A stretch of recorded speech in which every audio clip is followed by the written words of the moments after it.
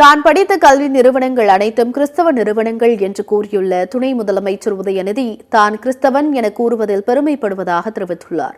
கோவையில் நடைபெற்ற கிறிஸ்துமஸ் விழாவில் பங்கேற்று பேசிய உதயநிதி கடந்த ஆண்டு தான் கிறிஸ்தவன் என்று கூறியதை பலர் விமர்சனம் செய்ததை சுட்டிக்காட்டினார்.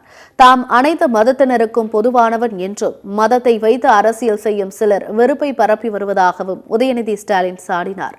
அரசியலமைப்பு சட்டத்திற்கு எதிரான கருத்துக்களை பேசிய நீதிபதியை பதவியிலிருந்து நீக்க வேண்டும் என்ற தீர்மானத்தை கூட ஆதரிக்கும் துணிச்சல் அதிமுகவுக்கு இல்லை என குறிப்பிட்ட அவர் அந்த அளவுக்கு இன்னும் பாஜகவின் அடிமையாக இருப்பதாக சாடினார். அதிமுக பாஜக இடையேயான கள்ள கூட்டணி தொடர்வதாகவும் உதயநிதி ஸ்டாலின் குற்றம் சாட்டினார்.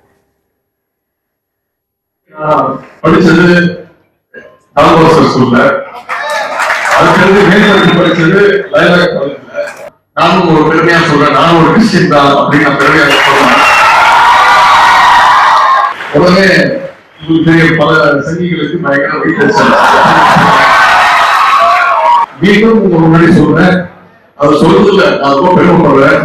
நானும் ஒரு கிறிஸ்டியன் தான்.